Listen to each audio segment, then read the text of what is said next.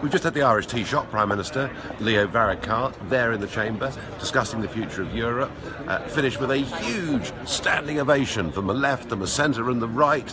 Old Juncker was beside himself with joy, said he couldn't add anything to the speech that Farage had given. This guy, when he was young, worked for the European People's Party, a deeply integrationist political party within the European Union. He is a true devotee and believer in the project. I mean, so much so, he's even signed Ireland up for military cooperation. What I think was very interesting was the bits on Brexit. He said he has a great regard for the United Kingdom. His mother and father met, married in England. He's got English nephews and nieces.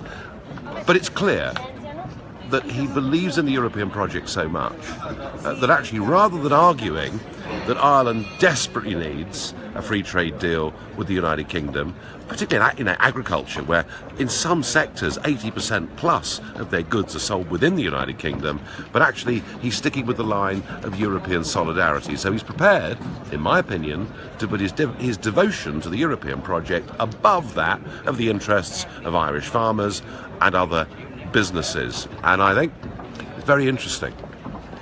He even says that Ireland's now a contributor to the European Union, but he's prepared for them to pay more. He talked about a Marshall Plan for Africa. I'm not sure how Irish taxpayers are going to feel about that.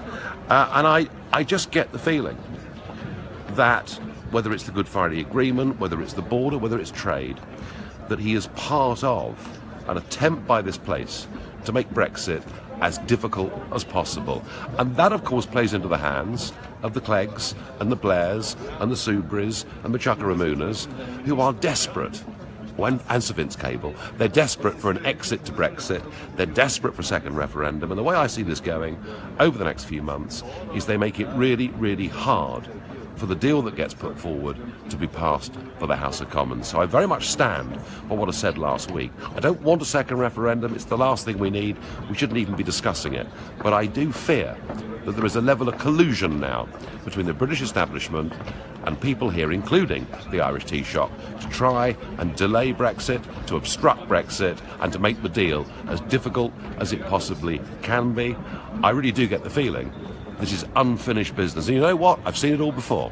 I saw the Irish reject the Lisbon Treaty and be forced to vote again. So I tell you, everybody out there that's a leaver, don't be complacent.